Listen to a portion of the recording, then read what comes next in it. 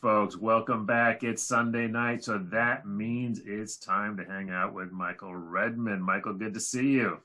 Hi, Chris. All right, I am really excited about our game tonight. It is a live person versus a live person. No AlphaGo anywhere in sight, at least as far as I know. So we should get right to it. I was thinking it would be good to start with, this is the Ing Cup, but it's being played in slightly different circumstances, I would imagine, given the pandemic. Yeah, just to talk about the Ing Cup a bit, it's a tournament played once every 4 years. Mm-hmm.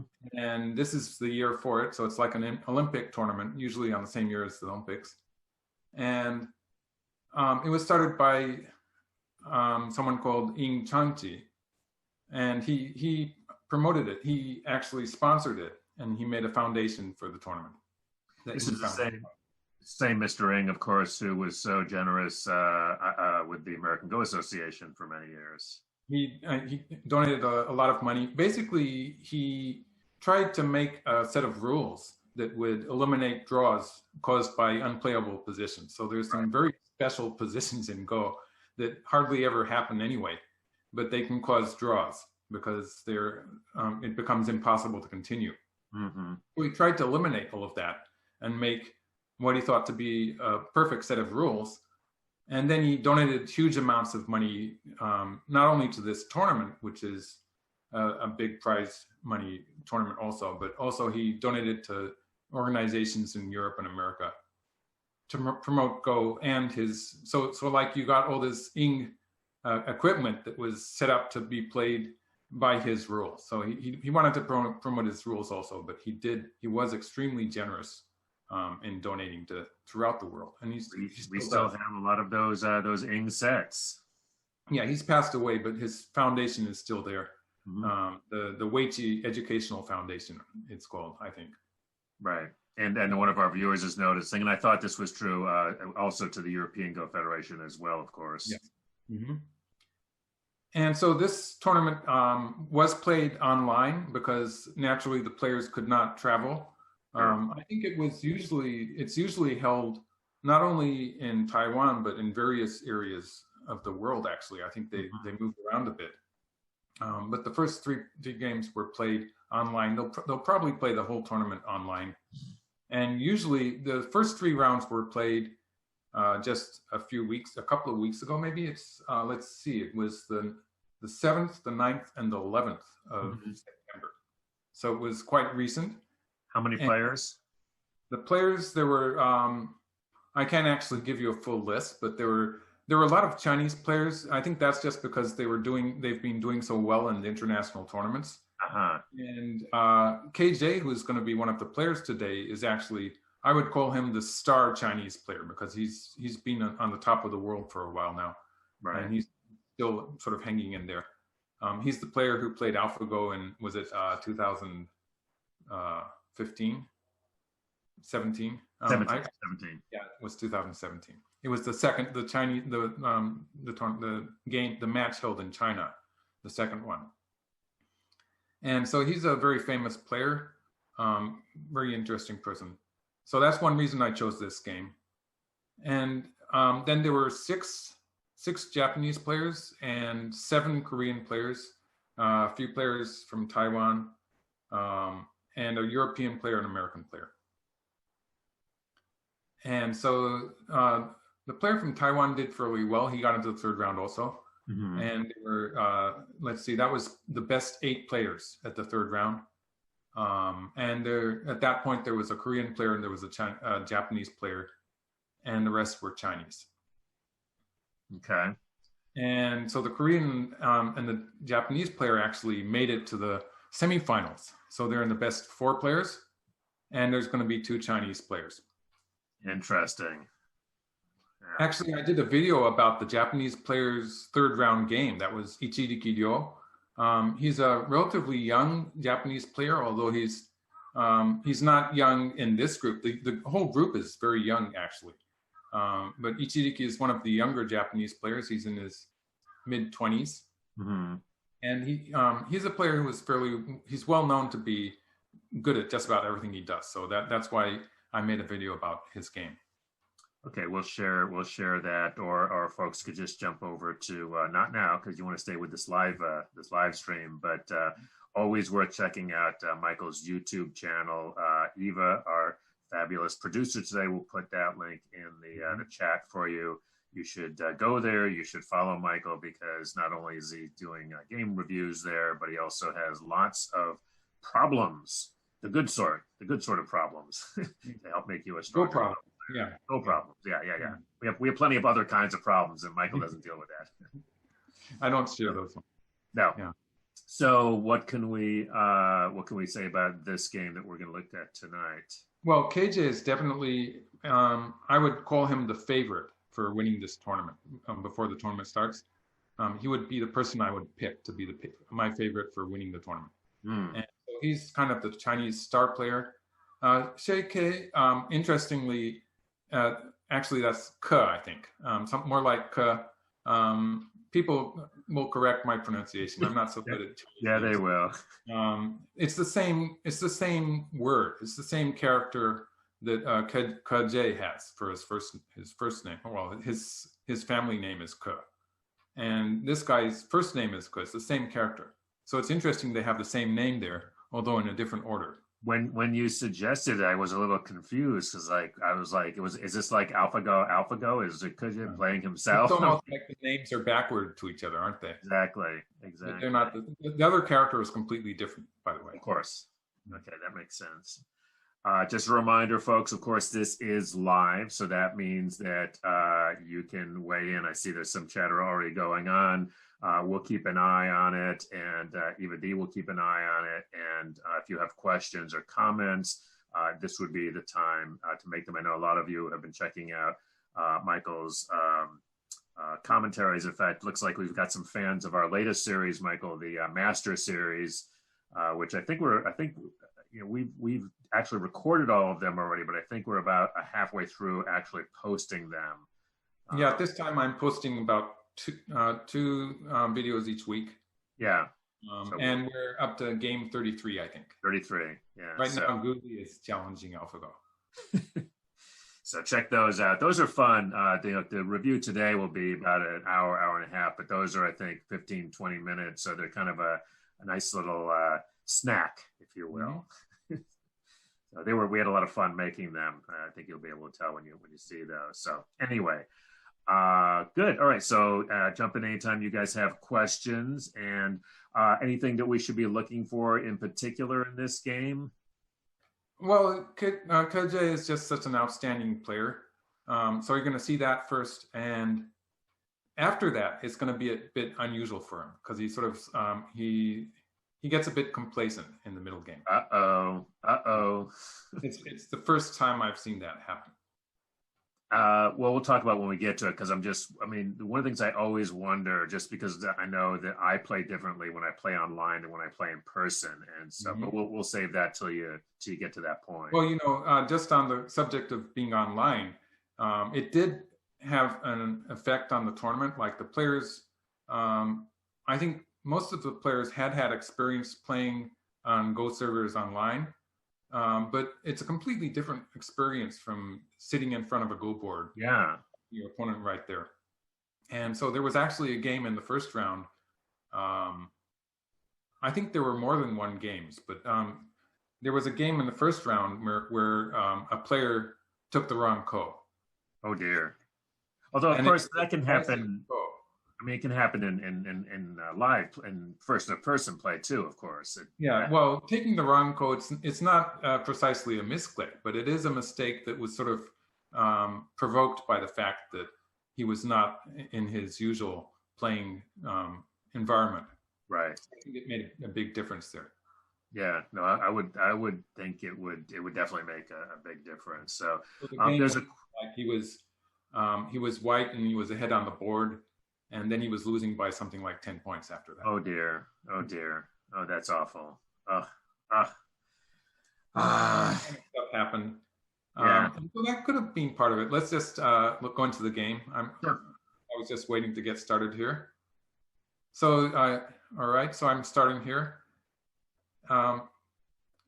Kaje is black, and he jumps into the 3-3 point. So this is a modern opening. Yep.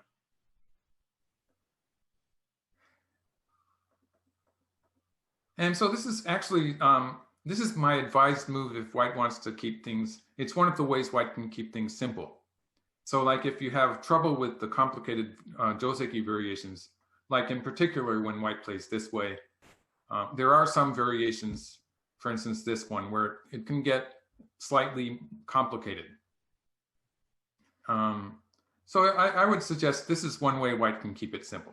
The other way that I would suggest would be the double hane, which is also a simple, relatively easy to understand variation, in which case white is just taking the corner territory. And black gets a nice position on the outside with that capture. Also, black has sente, so black is not unhappy with this. Black would probably play away at this point, maybe one of these corner enclosures, one of these points. Or black could play an approach on the left side. So this would be fine for black, but it would also be playable for white. It would not be necessarily bad for white.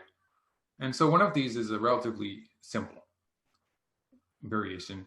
So black slides, and white can leave it now. So white plays away. Black plays here. This is all stuff that you see. Everyone plays like this now. They don't like to allow black to, they don't like to allow white to, for instance, play this pressing move in any position. This is also sort of regardless of the board position. So it makes it easier for players to play correctly, I guess, when it's relatively simple the way they play the first few moves of the game. Like when I was a young player, we had all these complicated Joseki variations that we played. And so we would research them. I think there's less of that now. It's relatively simple when you see a lot of players just playing these solid moves. This move has been around for many centuries at least, because it was Hoinbo Shusaku's favorite move, for instance. I love that move, and I cannot tell you how much criticism people used to give me when I played it, because they would just say it was so slow and old fashioned, but it's effective, right? Yeah, well, hundreds of years ago there was a player. He was talking about it in a specific board position, but there was a player called Hoinbo Shusaku who was one of the greatest players in Go history. Yeah. And he said that this kosumi will continue to be a good move throughout history. He predicted that it would be good. And then in the last few decades, people were thinking that maybe it was a bit too slow when black is giving a komi. So it was becoming rare for black to do this. But then when we started to study with computer programs that were stronger than human players, it came back because the computer programs liked this move. Exactly. And so it turns out that guy who was hundreds of years ago, he was right after all, maybe. Of course he was. He was Shusaku. Come on. Yeah. He's the person who was the player in Hikaru no Go. He was, yes. Well, at least he was, he comes into it at least. Right. So they both play corner enclosures here. And white extends on the left side. This was a choice where white could have played the lower side also.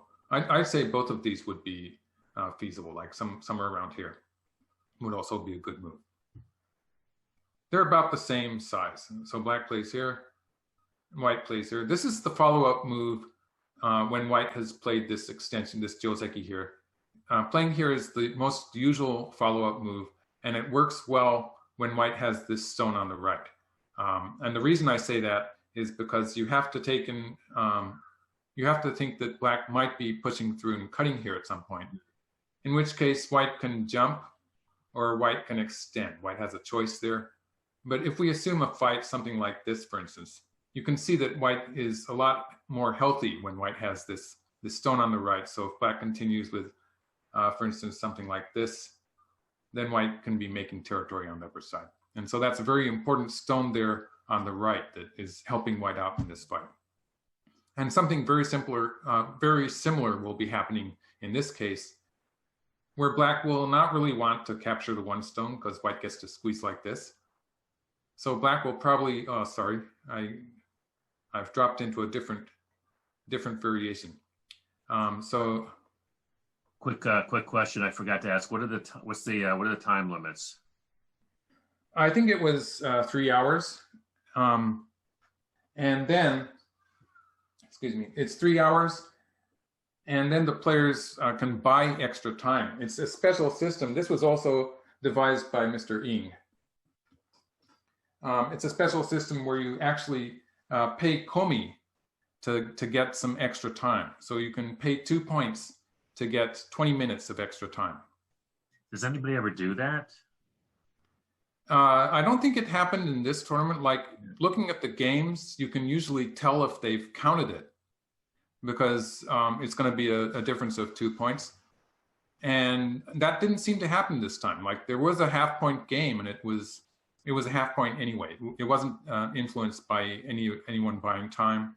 Mm-hmm. And watching the games in real time, they didn't seem to go on that long. Like I think they kept within the 3 hours time limit. So it's 3 hours for each player. So even then it goes on for 6 hours. Sure. Hey, a question from the chat about when white should play G17 and when to play it's either the knight's move or the hane, G17 or F17. F17? F17 is another way white can play. White usually plays this sort of as I was saying, like white plays this usually when white has something on the right there, like that marked stone. And white usually plays this when white has less on the right, because black's probably going to extend here. Mm-hmm. And so this is, for instance, like if black had a stone in the vicinity of this mark point and white wanted to continue, maybe white will want to continue with something like this. You can see it quite often as a move that white plays when black has already pincered. Black has played the first move, for instance, somewhere around here on the left side. Mm-hmm. And so it's a move that white can play when white is relatively weak. There's actually one more way white can play is to play like this. And if black covers, white can attach here. So this is this sort of reverts into a different techie where white has cut on the second line. It's just a different order of moves. But there's, this is a bit more complicated to implement. You always have to think of the possibility that black is going to capture that one stone. And so it sometimes doesn't work so well. As you can see in this variation, it doesn't work so well for white when this area is relatively important for white. And also in the other variation where white has kicked here and black is extended, in this variation also, white is sort of looking at this possibility, but black will be able to trade sort of to the left side. And when the left side is an area that white is hoping to make territory out of, this is not always so successful. Right. So I'd say that in most cases, although if the left side is not white's area, it's okay to play play this move or this move. But when the left side is white's area and white has this stone on the right here, it's usually perfectly okay to play this one. Cool. Thank you. Yeah. And so I was sort of in between on this one. I did want to show you that when white jumps here and black extends, white can cover, and this is actually threatening the corner. So black would be, sorry, not that way. Black would be playing here and to live in the corner, and white would be able to continue maybe something like this. And this is another example of how white is sort of making a stand on the upper side, making an area on the upper side. And making good use of this stone that white has on the right. So that's why the combination of that stone that white has on the right works well with white playing here. And if black crawls, it's going to be okay. White's just going to extend in front. In this variation, white has this forcing move, which is going to make it relatively easy for white to finish surrounding the left side.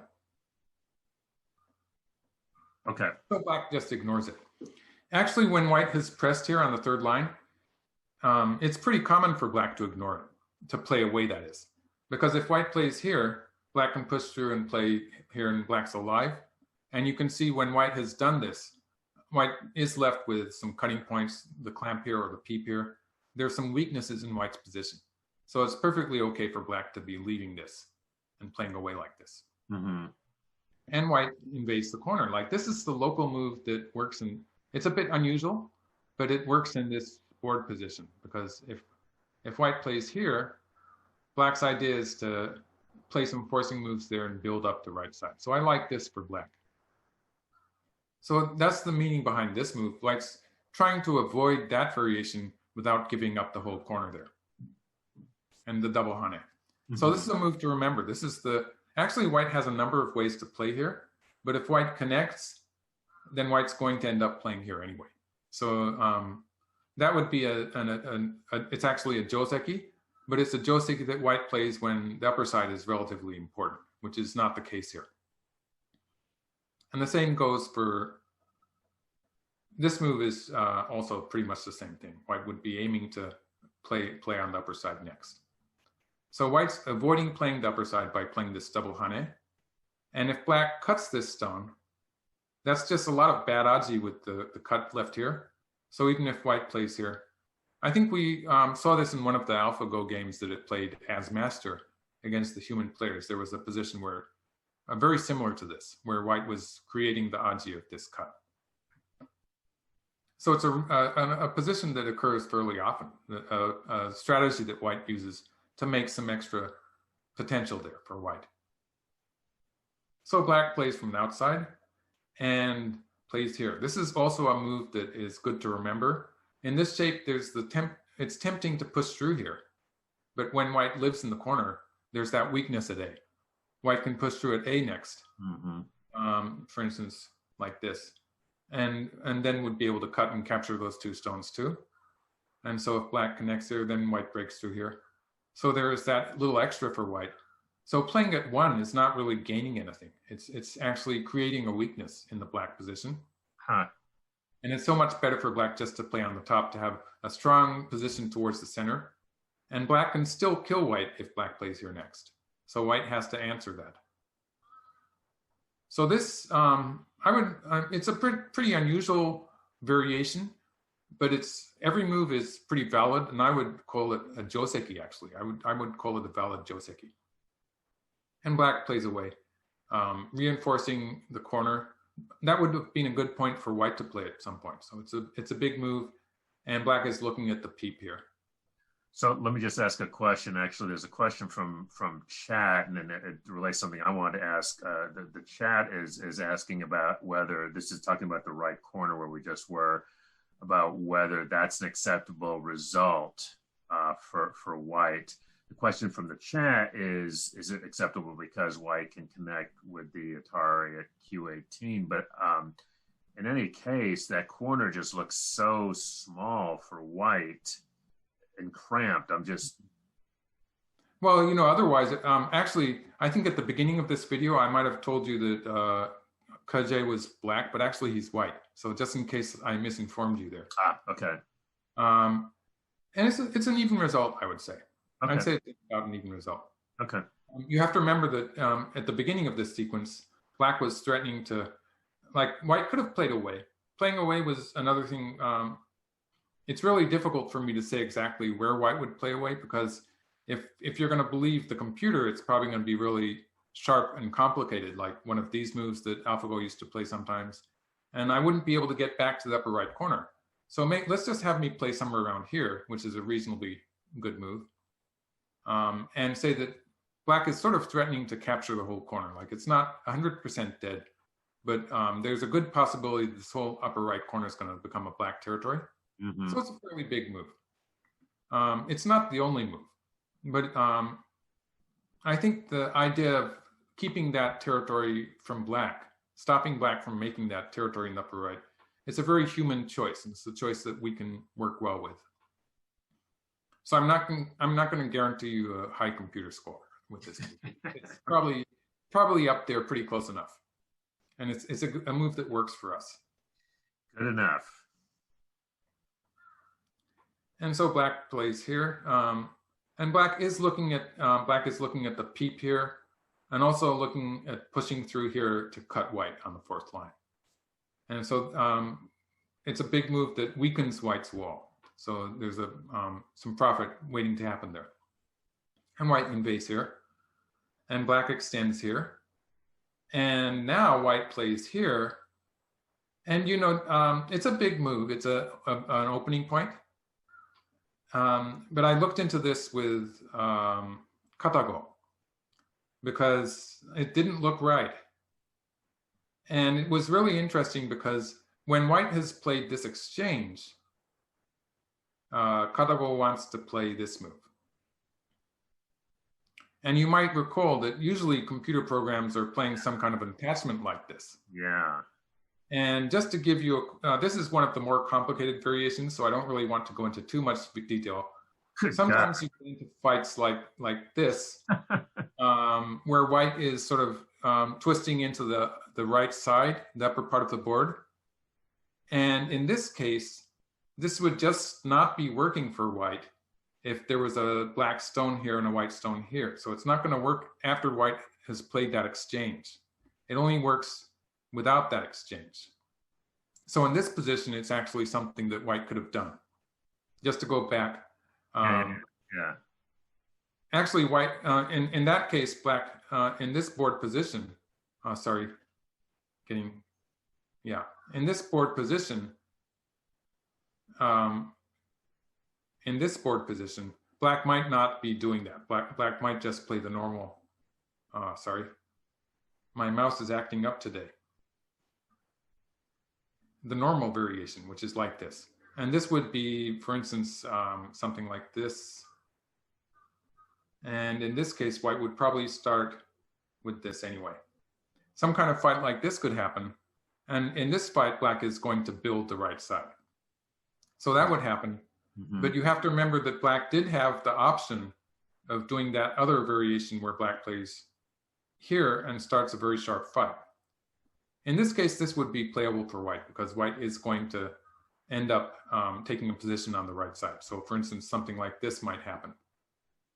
This is just one of the variations. Something like this might happen where white is giving black the lower side and erasing the whole right side. Wow. So the point I was trying to make is that when white has played this exchange, now this one is probably not going to work so well because when black does this sharp variation, this black stone is going to really come into play, whereas the white stone is a bit further away. So white doesn't want to get into this. And that's my guess of why Katago was suggesting this move. And this is the move that has been around for decades at least.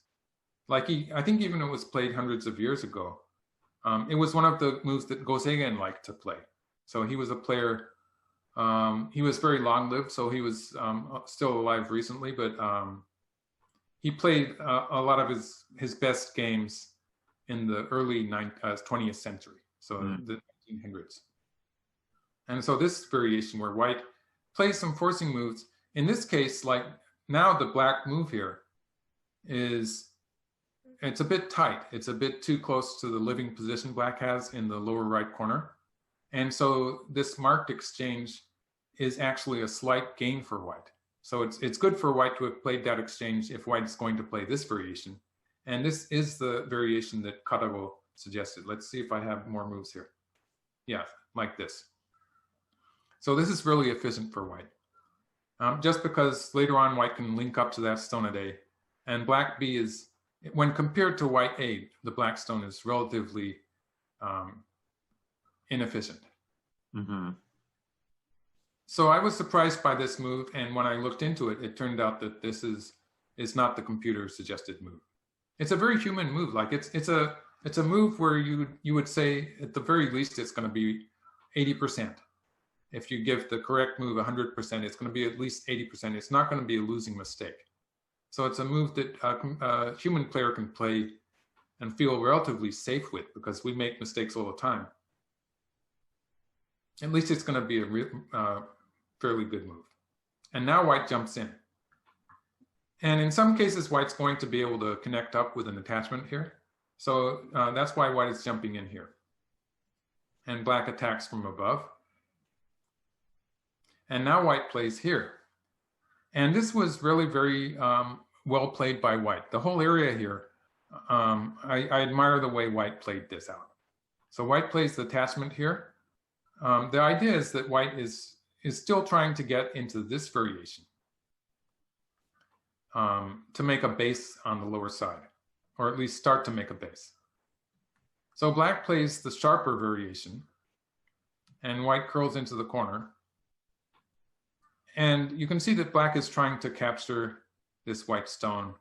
And actually, black will have an okay position on the other side, even if white pushes through here. In this case, the exchange here is not working so well for white. So the whole fight here sort of revolves around the idea of whether this exchange that white has started with, the marked exchange on the right side, it all depends on whether that exchange is going to be good for white or good for black. And the players are trying to manipulate that, you might say, or black is trying to make the fight work in a way that the black stone is more valuable, and white is trying to avoid that. So that's what's happening here. In this case, the black stone is more valuable because it's going to be very difficult for white to move out with these stones and connect up to that other marked stone on the right side. So let's see, where am I? Somewhere around here. Yeah. And black played the honey on the outside. And now white plays here. And this was a great sabaki sequence. So white is looking at the possibility of playing here at some point. And black played above and white cut.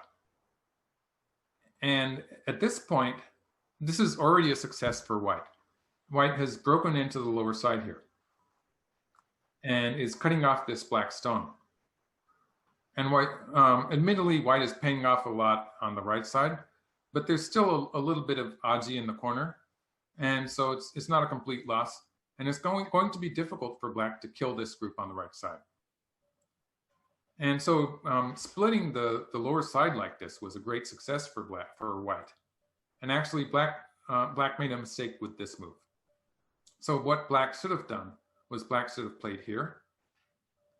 In which case, when white plays the Atari here, black can connect, and the lower side is holding together. And if white plays an Atari here, black can extend. At some point, white will be pushing through there, yeah. But this case, it is this variation I made up to this point with katago, but it's working for black because black can slide here to connect up on the side, or black can push through here. And the white group here, this white group it doesn't have any liberties on the other side. So if this white group and this black group end up in a race to capture, I'm pretty sure that black is going to win. So for instance, what I'm talking about is when white plays something like this and black pushes through here, it's going to be more dangerous for white. And so my conclusion here is that this is going to be good for black. Obviously, it's going to get in, the fight is going to continue. I'll spare you the next 20, 30 moves of it. So, okay. I'm willing to take it on your say-so. Yeah. So if black had played that way, I think it would have been okay for black. Still an even game. But when black played the game move on this side, this was suddenly a success for white. In fact, it was so successful, white didn't really have time to play this move. White was sort of counting on using this move at some point to create some aji in the corner, but the fight on the left hand became so important after this. And it was, locally, this is so good for white. White actually didn't have time to play the mark point. Wow. So that was a small negative for white. But on the whole, this is, although black is getting magnificent thickness there, it's a bit too much thickness all in one place. It's over-concentrated, as we say. And white's gain on the lower side is not only the territory here, which is pretty significant. You have to remember that was, at some point, that was looking like it could be about 20 points of black's territory. And it's turning into more than 10 points of white's territory. And there's also the fact that all of white, or the stuff white is doing here, it's pointing in this direction, which means that it's enlarging, it's making a kind of an imaginary borderline here where white is trying to build a moyo. Mm-hmm. And that white moyo is really, it's getting more and more important. Like if black could kill this stone with one fell swoop and just easily surround the right side, maybe the right side would be equally important. But black really has to worry about white's moyo more than the right side, because it's going to be difficult to kill that black. Yeah, a lot more room in there. Hey, if one Panuki is good, then two Panukis must be twice as good, right? It's no. It's a trick question. Like, if you get paid back the 2 extra moves, then maybe it's okay. Right. But for usage of the number of stones, it's a bit of a waste. Right. Like if you're looking at the thickness, it's just this, the strength towards the center is almost 100% of it is this Panuki. Right. And this part, the other part of it, I'll mark it with the pen. This other part is sort of, it doesn't count. Right. So it just looks like 2 Panukis. It just looks like 2 Panukis. And so if you say these stones, it wouldn't make too much difference even if they were not on the board. That's right. So that sort of cancels out the 2 captured white stones that are inside here. Right. So those 2 stones are not that much, they're not noticeably more valuable. Right. Than captured white stones. Right. Thanks. So it's just the 1 Panuki. And white is getting a huge amount on the lower side. So at this point, KJ knows he has a lead. KJ. Yeah, I never pronounce his name right. I have a suggestion, actually. It's in America, we like to oversimplify everything. So we'll just call people by their initials. So could we call him, and this is kind of... That would still be KJ, yeah. It would be KJ, right? He's yeah, KJ. Yeah, that way KJ works, yeah. Just trying to help out. Yeah. I'll never improve that much. So people can just, they can enjoy my mistakes. So is that jump by black? Is that reasonable? Black jumping into the corner here? Yeah. Well, basically, if black slides here, black doesn't really have enough room to make 2 eyes. Uh-huh. White would allow it to live, maybe, if black played here and here. White would allow it to live, but black would need to immediately add another stone to it, and it would be a bit painful. For instance, if black plays away, white can play here and kill it, keeping Sente. Like white can reduce it to 1 eye. And it's a pretty forcing sequence there when white starts with this move. Like black doesn't want to play away from that. It means that if black is going to lose, in this variation, if black is going to lose his 2nd eye that way, then the whole group is in danger now in this variation. And so black, that means that black cannot afford to do that. And at this point has to actually play this move, which is, as far as territory is concerned, it's pretty worthless, isn't it? Like it's inside black's territory. Like, and so this would just be very painful. Yeah, there's always some value to a move, but it's a bit painful, isn't it? Yeah. And so sliding to save that 1 stone is a painful variation. Whereas when black plays here, if white were, for instance, to allow black to connect up, then black would have a lot more room there. It would be a much more satisfying way for black to try to live on the left side. And when white doesn't allow that, there is some potential for black to live in the corner.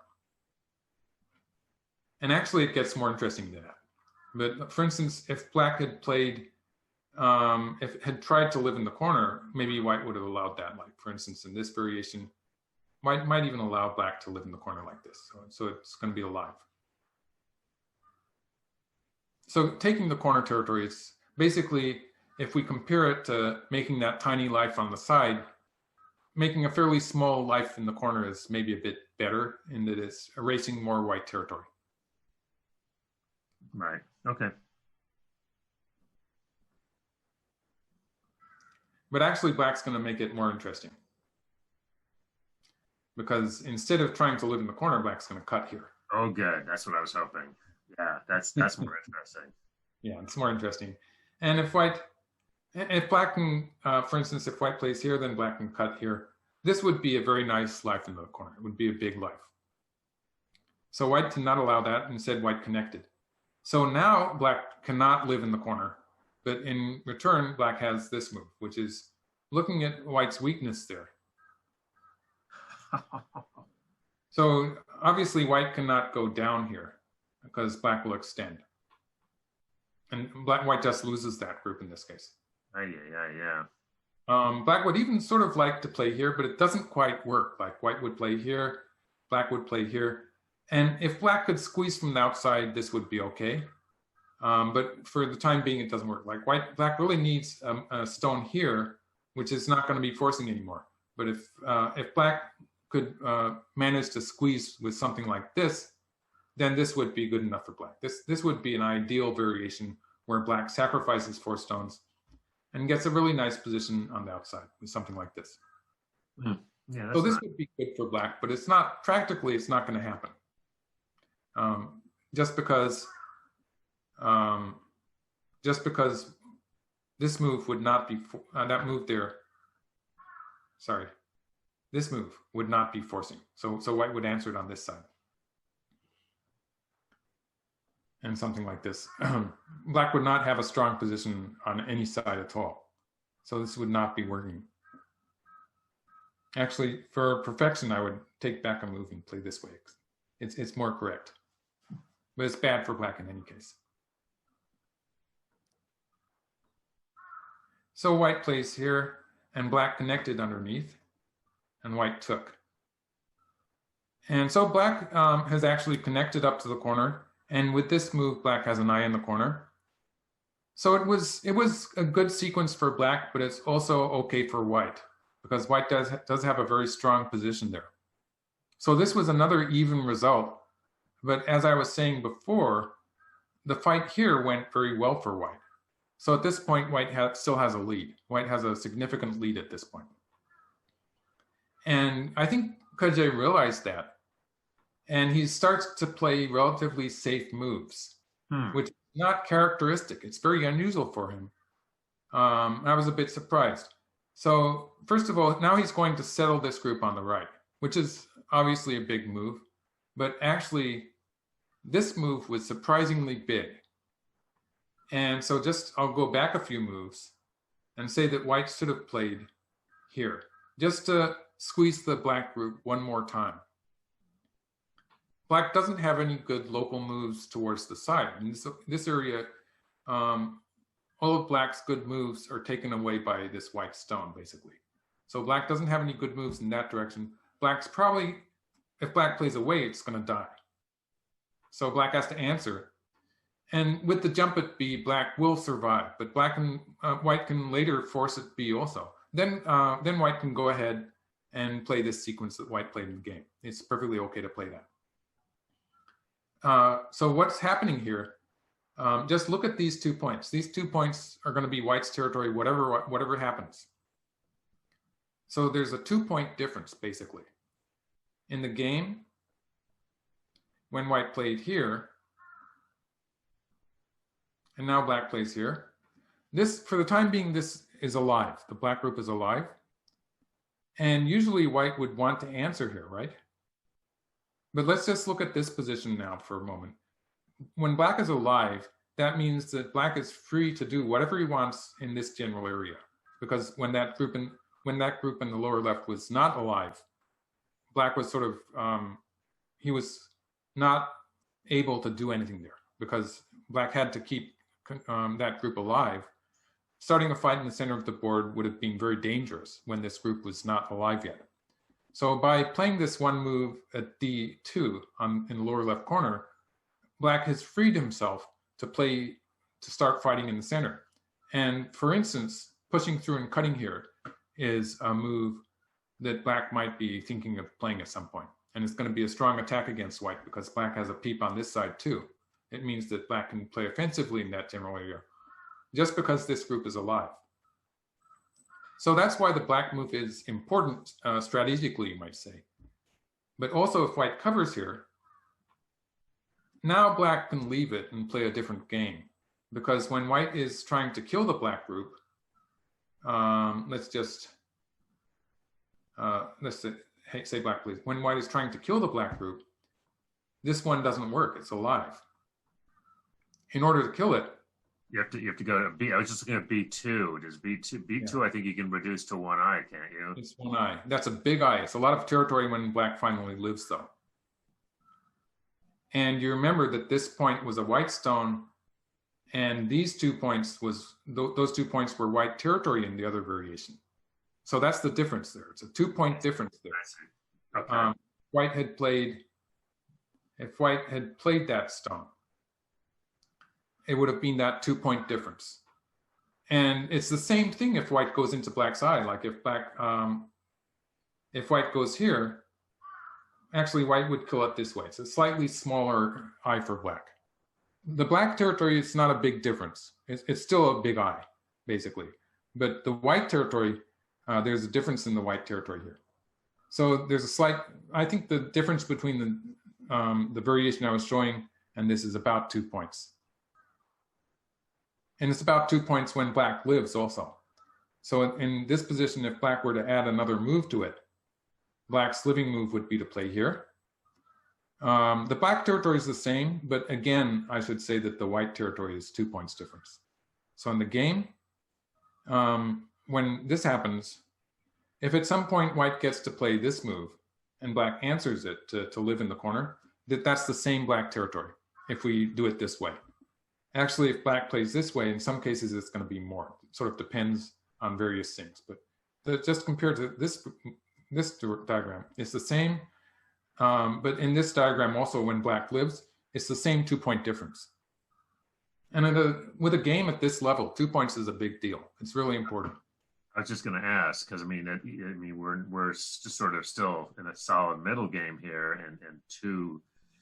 At this point, the computer programs have gotten so good that there's a pretty big slide in the point score, in the winning percentage score that it gives. Huh. So, yeah. No, does that mean that R9 is slack? R9, that's the move I was talking about. White had to play with this move. White had to play this. It was very important. If white had played here, then it would have been a fairly convincing lead for white, if you believe the computer programs. And I'd say it would be difficult for black to give komias the way we would say it before we used computer programs. I think it sort of translates to something like 3.5 points or something like that for white. Actually, it's 7.5 point komi. So, well, 2.5 or 3.5 points, somewhere in that vicinity. And in the game, it's probably 1.5 or half a point, much closer game when white allows black to play that. And I'm just sort of guessing here. Mm-hmm. It's not as if I can count that kind of difference. Right. And again, he still thinks he's winning. Like and he is winning, but it's actually a very close game. He's right in thinking that he's winning. I don't understand P13. Isn't white? I mean, black still had potential to squeeze that white group. So he's stopping black from playing, for instance, something like this to sort of close up the center. And when white tries to live on the side here, it means that black is going to have forcing moves on the first line, somewhere around here. And that's going to have a bad effect on white's corner group. So from the defensive point of view, that's what white is doing here. But there's also some potential for white to attack that black group in the upper right. This black group, if white gets to play this point, the black group is going to be eyeless. So white is looking at that potential also. So actually, although it's a very solid move, which sort of gives me the signal that maybe Kaje thinks he's winning, it's also a pretty effective move, actually. It's a calm move. And black pushes through here. And white's avoiding the fight. Like if white had covered here, it would have been a very, a more sharp fight. But in this variation, the black group in the corner is already alive. So black can take the initiative here, maybe peeping here. And you can see white's not alive yet on the upper side either. So this would be a dangerous fight for white, I think. So white jumps away. This is how you play when you don't want to fight when black is trying to push through and cut on the upper side there. There's a lot of similar positions where black will push through on the third line and try to cut on the fourth line. So when you're trying to avoid the fight, this is the move you play. In this case, it's a correct positional judgment, I think.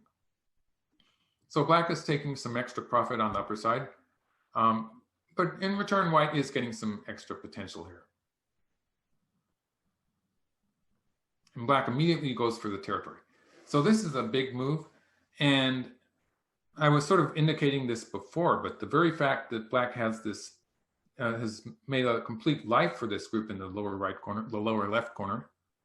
It means that black is free to do stuff like this. Black can do anything inside the white moyo because this group in the lower left is already alive. So white doesn't really want to start this fight, which would allow black to, let's see, how should black do it? Black could play here. In this case, black could force with this move, threatening to cut at e15. And so this whole thing would be very painful for white. Black could just continue playing here. And that wall that white has is pretty useless in this variation. In fact, white would have to worry about being attacked by black. So it's not as if white can attack here. So that would be unwise. It's correct for white to play on top. And black plays here. Not only is it a big move, the feeling of the game is that white still has a slight lead. So I think it makes sense for black to be grabbing as much territory as possible, trying to catch up in territory. And white plays here. This is a huge move. It's the follow-up move from this one. So white is taking away the eyes from that black group and threatening it. And so black is sort of connecting up to the left.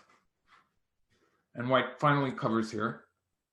And this whole sequence was very well played by black. So white sort of wants to play this covering move at some point, because if white doesn't, then black will eventually get to play here, and probably something like this.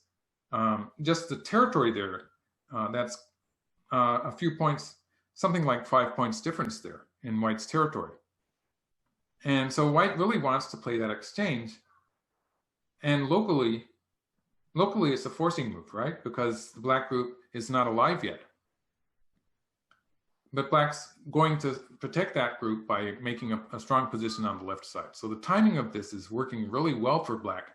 When black had already played this move, black is sort of taking an aggressive stance on the right. Black is not in a position where this fight on the left side is going to have a bad effect on the group on the lower left corner. Actually, these stones that black is playing, he's playing them as fairly strong stones. They're connected up to the corner.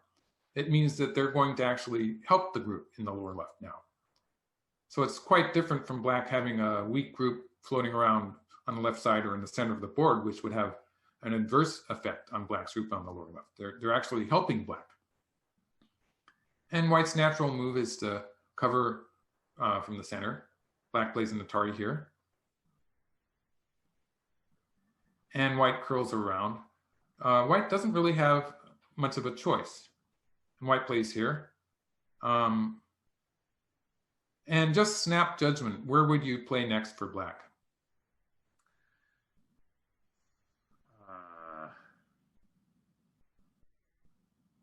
I'm looking at the Hane, obviously. Exactly, right? Yeah.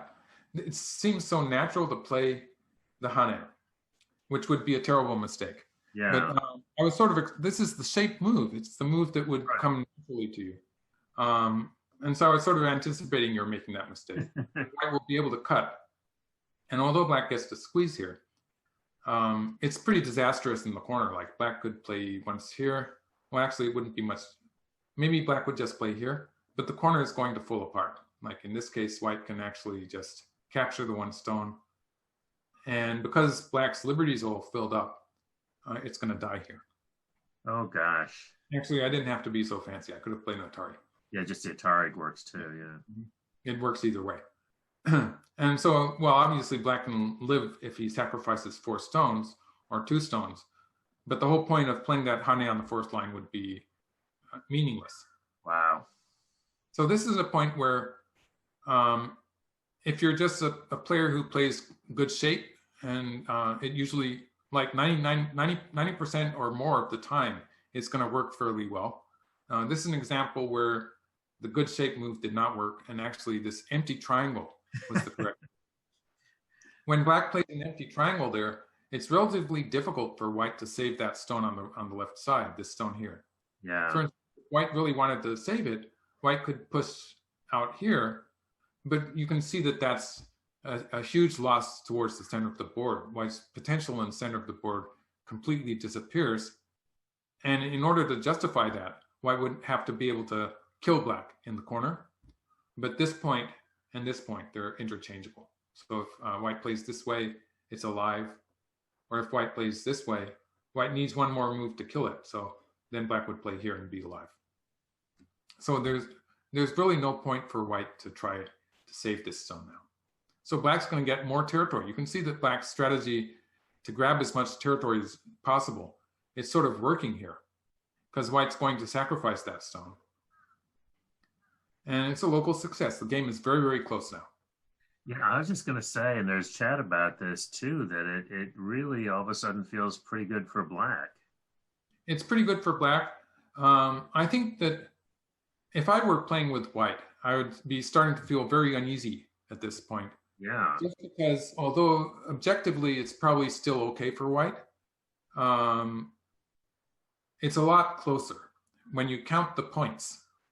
It looks very much like it's going to be a half pointer now, even if white lives, and that's just assuming a peaceful endgame. Like we don't know what black's going to do at this point. In the actual game, black actually played fairly straightforwardly like this. Black is just going to reduce the center, and for the time being, it's going to be an end game where white has potential to surround the center. White's going to be surrounding the center. So black's strategy here is just to reduce the center instead of, for instance, diving in with something like this would be a do or die attack. It would be very dangerous for black. But the way black played in the game, it's going to be relatively simple end game. But even this way, it's going to be super close. It's going to be a half point difference. So I would be just because earlier in the game, I think Kajay had the feeling that he was winning. Just the way he was playing so solidly gave me that impression. But now it's very, very close. And like, even a top player can make a mistake in a half point difference. Wow. Wow. Because I mean, just the D2 move is just so counterintuitive. You know, it just doesn't seem. I mean, you've explained it perfectly. You know why it's so important. Well, the main effect is that it made that group alive, so that black could do whatever he wanted. So that sort of led to the pushing move here and the clamp here. Everything that black did in the general area was made possible by that move that black played at D2. Oh, it's amazing. But as far as that is concerned, it wouldn't make any difference if white had immediately answered here. The strategic difference would be minimal, but the fact that black has gotten a free 2 points here is really important. As far as because it was, it's those 2 points basically that made it a half point difference here. And it's really close. But of course, Kajay is really sharp in the end game too. So we know that he's gonna, by the way, if white cuts here, actually I didn't prepare this one, but it looks dangerous because black can extend. And if white plays in the center, this is going to be bad for white on the lower side. Yeah, I was just reading that out. Yeah, it doesn't work. And so there's this code is sort of waiting to happen. I don't think I would advise this for white. Aye, aye, aye. It's a dangerous code for white. So that's why we see white playing on the left. And I think actually Katago was still giving white good percentages. I think it sort of ends up being a half point difference, whatever happens. So black jumps out. This is another interesting point where white had two ways to do it. In the game, white pushes white played here. Oh yeah, I forgot to tell you what's happening in this corner. Well, this doesn't really work. Basically, it's not going to make any difference here. So white's best move in the corner is this move that white played in the game, this one. And if black connects, white can live in the corner. This would be huge. This would be a huge profit for white. So usually black would just allow that. Like this would be the knee-jerk response, connecting because it's an Atari, right? Sure. Actually, black has a better move. So black has to assume that white's going to capture here, and black has to decide where to put his stone. So like if white captures, black is pretty much forced to answer here. So if we say that, we sort of, we can just assume that, I'm messing up here. So when white plays,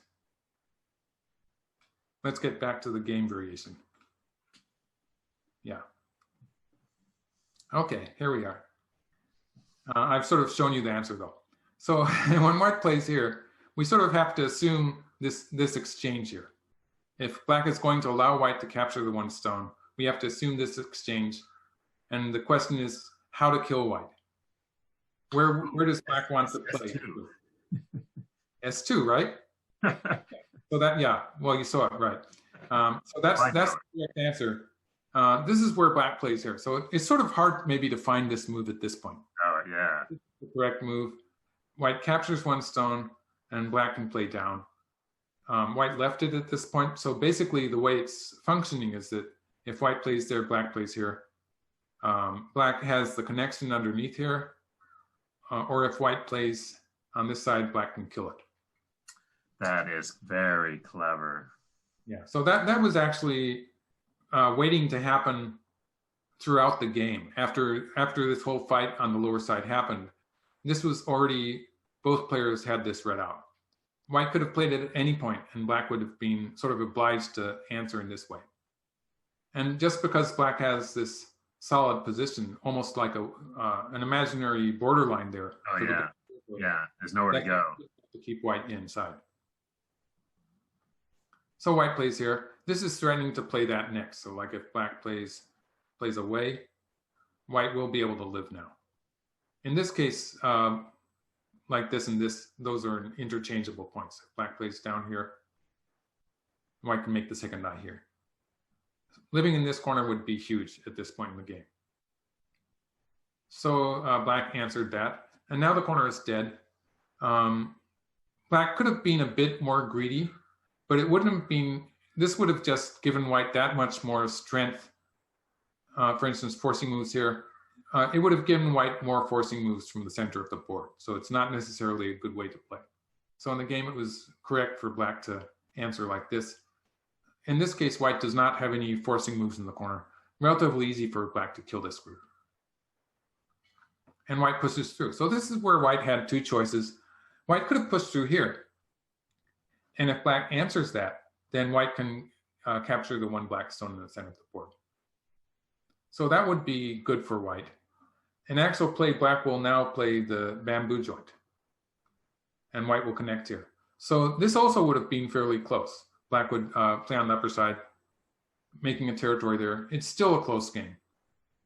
It's hard for me to tell whether this is better or the game variation is better. The game variation is much more beautiful. So I sort of like it because of that. Because white is going to sacrifice. He's going to sacrifice on a larger scale. Like usually you would give up the white stone at this point, but actually pushing through here and allowing black to capture it on a larger scale is a great move. Because now white is threatening to throw in there. Oh yeah, I read that out. Yeah, it's a collapse. And capture all those black stones. Yeah. So black, by playing here in the game, black has refuted that locally. Now white could not do that because the white 4 stones will be an Atari. So of course, that was expected. Now white gets to squeeze in the center. So like this. I think white should have squeezed once more. It's actually, the calculation is a bit complicated because if white squeezes once more, black will answer. And now black is going to be playing this endgame move at some point. But white might even get the chance to play here, which would make a lot of white territory. I think it would have been better for white to play that exchange. I don't really know why he didn't play it.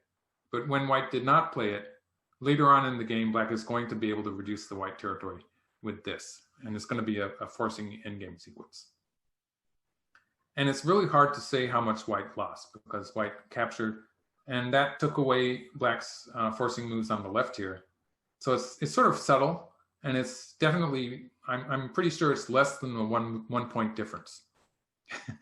So it's sort of subtle, but I think white should have played the target.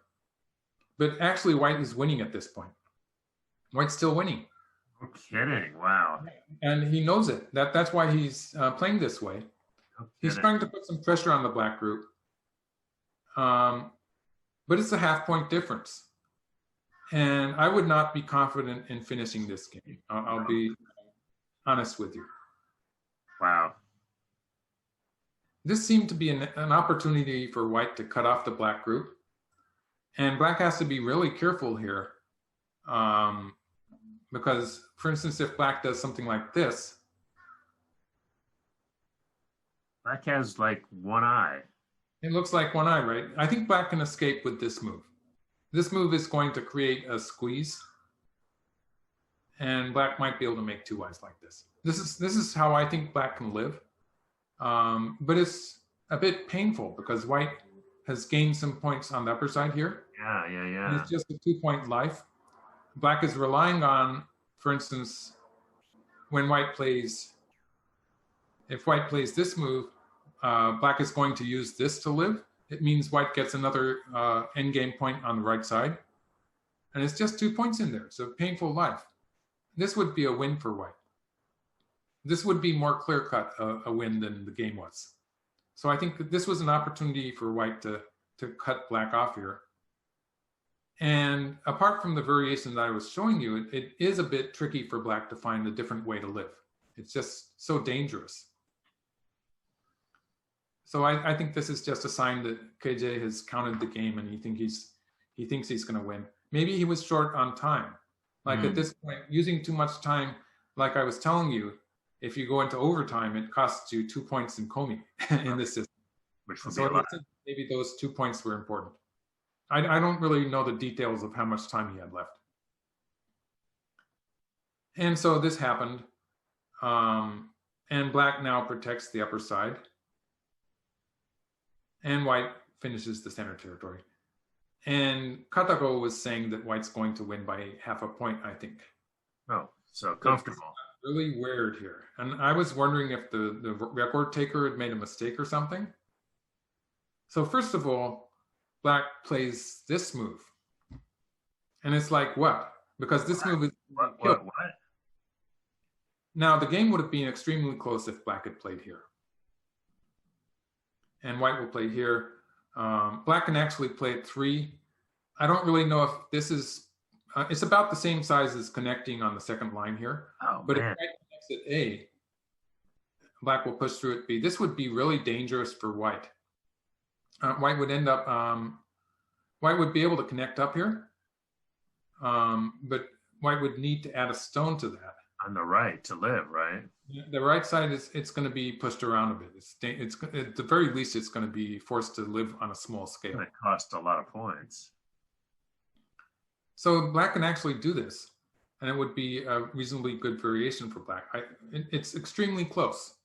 So I'm not really going to say who's going to win by half a point, but I think it's going to be a half point. This move, it should just lose the game.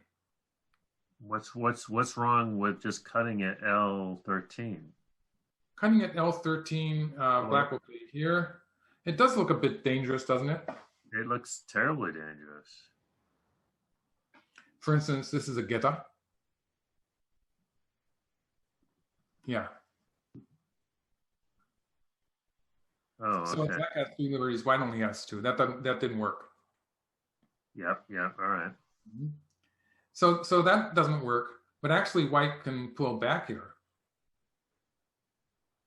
And I would, looking at this live, I would be waiting for the computer operator to, like, usually these live games are relayed by a computer operator who's going to input the moves to the server. Sometimes they make mistakes. So I would be waiting for him to correct it because it looks so crazy. Order error. Yeah. And if black plays here, well, one variation is this one. First of all, if black plays here, there's really no way that black can counterattack because pushing through here is the only move that has any potential. But cutting here doesn't work, obviously. And filling white's liberties here, it doesn't quite work. White wins by 1 move. So it looks dangerous, but white's okay here, actually. Wow. Okay. All right. If black pushes through, even these 2 forcing moves are not going to be enough to save the black group. Like, there's no exit. There's no way out. You might notice that black has this move, which is threatening this, but it's going to be too late. It's not big enough anymore. And white will just allow black to capture those stones. It's not going to be good enough. The loss that black has taken in the center of the board is just too big. Actually, black can do that with 6 also. Black could do it with this move. The center would still be too big. This would be a win for white. White could move to some other big endgame move. Let's see, which is bigger? Maybe this one. Actually, crawling is better. This would be a win. But I want to go back to, so J13 is not a recorder error? It was the move they played, actually, as far as I can tell. Because, yeah, there's no way that the game record could work at all without this being the move that was played, because everything else makes sense. The following moves make sense. All right. So this works? If white had played here, I think white would have just won the game. So it was 2 mistakes in a row. So this is what happened in the game is white backed off here. And this happened. There's no way that this position could have occurred if they had not played this order of moves. So I'm sort of ruling out the idea that it could be a recorder miss. But that's what I was thinking at the time, looking at this. Yeah. Crazy. Yeah. Because white can capture it with this. And like, there's no way out. If black plays here immediately, still threatening this. If black does it with this order of moves, white can cut once and then cut. And black doesn't get anything. Oh, jeez. So in order to capture those stones, black has to start with this one and then push through. So that's just so much more of a loss in the center of the board. And white would be okay just playing any big move. White's going to win this game. Wow. So these mistakes were not typical of these players or players of this level. It's really weird that, and it was probably the time factor, the fact that they had to play quickly, maybe. Well, that's what the chat. That's what they're talking about in the chat, and is what maybe there was time pressure. But the other thing, and I alluded to it in the beginning. Is there any chance time pressure playing online? I mean, could that be a factor at all? Well, maybe but I get the impression that KJ was pretty sure of his lead from early in the game, and I think that just that that feeling for some, it doesn't usually happen to someone like KJ, but there is the potential for that feeling of being winning to make you slack off a little bit. I see. So maybe he thought he could still win, but after this move, black had a small lead, and then actually black played really well in the center of the board, and the lead got a little bit bigger. So eventually, and this move, I think white lost a point here. I'm not so sure, but in any case, at this point in the game, black has established a lead of about 2.5 points. Oh, wow, that's a lot. By 2.5 points. Mm-hmm. So it's suddenly it's a pretty big win for black. Wow, just that one and that one move and I mean I would have cut because I didn't see the Right. Yeah. Oh yeah, that would have been bad. but your move is also, I mean, if you do see that, your move is pretty, shows it's, that's just everything is connected in black. Yeah, this is it's a reasonable type of move, isn't it? Sure, absolutely, This yeah. move itself would be relatively easy to play, and the reading isn't so difficult either. So it's really strange that he made this mistake. Like I was showing you, it's on this side when black tries to make something there, it is a one move difference. So like there's a sequence there that white has to read out. Let's just take another look at it. There's that sequence, right? Which does for a moment it would look dangerous, this one, but it's a one move difference. However, black plays it. And it's just this extra liberty at E17 that's helping white out. There's also the fact that if black tries to make a kind of a race to capture here, it's just not, even if black, it's just not enough room. Like having that either, it's going to be an I against no I anyway. And black doesn't have so many liberties, like if something like this happened. Well, actually, wait a minute. Oh, hopeless. yeah, right. Hopeless. Right. It's all of those inside liberties belong to white. So that was it. Like if Koje had played this move, he would have won. And if he didn't play it, he was losing already. And if black had played this move, it would have been extremely close. And like the feeling of this game, like at the beginning in this fight here, Koje had a great feeling of having a definite lead. Just looking at how the game progressed, my guess would be it was something like 2.5, 3.5 points, maybe a bit more. But then black got 2 points back here, almost 2 points back. So it became something like 1.5 or half a point, something like that. And at this point, after this fight on the left side, black getting that territory, it seems to be a half-point difference, one way or the other. And that would be the limit of my understanding. If I had great concentration, if I was one of the players, maybe I would get the feeling that it was a half-point difference. But I would definitely not know which side is winning at this point in the game.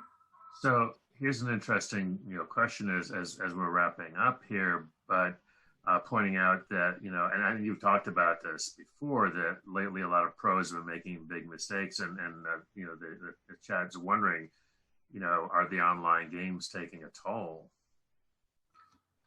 Well, it's just a different environment. I think there is that. I played a click miss myself the other day. Right. I understand the feeling.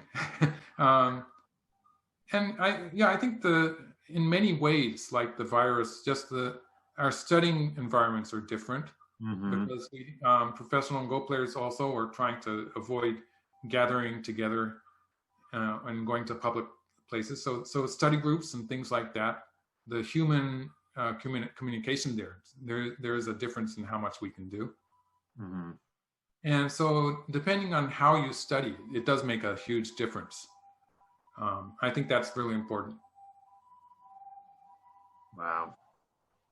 Interesting. So that's a big loss for KJ, and it's a big surprise. Yes. Very costly too. Yeah. Well, like this tournament only comes once every 4 years, and just like the athletic Olympics, it's really difficult to stay at the top for that long, or for double that long. So like Koje has been at the top of the Go world from maybe about a bit before the time he played AlphaGo. He's already been there for several years. And he hasn't taken this tournament yet, if I recall correctly. So it's one of his, maybe he has one more chance, but it's going to be a lot more difficult in 2024 maybe. Sure. And it's a tournament, I think we have a different champion every time. This is the 9th In Cup. It's a tournament where you don't get the same champion many times in a row, just because it's such a long period of time. So it's a And, limited number of chances he has. yeah, no, it's really interesting. A question came up earlier, which I don't really want to open up, but it's because it's, I think, a fairly complicated question about, what constitutes a world champion, because there are, I don't think it's a clear answer, right? Not a clear answer. Like all of these tournaments, they have sponsors, mostly in Japanese, Korean, Chinese companies. The first World Championship professional one that I recall is the Fujitsu Cup. Yeah. That was a Japanese sponsor. I think it's important that they include all of the professional communities. And at the time of Fujitsu, that was just Japan, Korea, and China. And that's sort of expanded to include pros from Taiwan. And of course, we have professional systems in America and Europe now. And so they're getting it to be more inclusive. I think I would call it a world championship if it includes players from all of those countries. And usually they choose, sometimes they have a preliminary tournament, and sometimes they just choose the top winners from each country. So either way works, basically. They're choosing the best players, basically. Right. And then there's the World Championships for younger players, where there's an age limit up to 20 years old or something like that. Well, and as we've talked about before, I mean, especially with becoming so global because of internet play, and my guess is that, especially with the pandemic, as tournaments have moved online, which really had not significantly been, the big tournaments were all played in person. And so just like with everything else, sports and everything else, people are having to find, you can't just suspend play, indefinitely. And so I suspect it's going to have an impact on the Go world as well. Yeah, well, the strongest player now, or the strongest players, are usually in their 20s or teens. Right. And they're pretty used to using the internet, actually. Sure. They're pretty good at playing on Go servers. Actually, I was surprised in this tournament to see what I perceived to be using the internet having an effect on the players, because these players are all people who have had a lot of experience playing at least casual games on the net. Right. But it was interesting to see that I think they are making mistakes that are related to the fact that they're playing on the net. It's interesting, but people will get used to that, I'm sure. Yeah, it's cool. Well, it's a great game. Really, really interesting, and sort of combination of both old and new styles, and really very patient play. I mean, the way that Black just sort of very patiently kind of clawed his way back into the game. Very impressive. Kind of a textbook example, isn't it? Yeah. How you catch up. Yeah. I think it's a very encouraging sort of thing that never give up. Thank you, Michael. Really fun game. Hope everybody enjoyed that. It's nice having a nice big crowd. Lots of very good questions. Thanks for all of those. Again, lots of information at usgo.org. Also, check out Michael's YouTube channel. Lots of good commentaries and life and death problems and just fun stuff. Sometimes Michael's mom jumps in with some stuff. I don't think doing that lately, but and again, the Master Series is I think you're putting out 2 of those a week, so those are fun. Right. Check those out, and the AlphaGo versus AlphaGo. We'll keep. I think we're sort of all caught up on the AlphaGo versus AlphaGo series. Yeah, we still have a few more games to go with that. Yeah, we do. Those we're doing live on this stream, right? We are. In fact, I suspect that'll be our game next week. But anyway, follow us at usgo.org. We'll have news on that. Thank you, Michael. Special thanks. Eva-Dee, our producer today, did great. Thanks for that. Our executive producer, Stephen, is off doing something else. I forget what, but thanks as well. And we will see you next time. Thanks again for watching.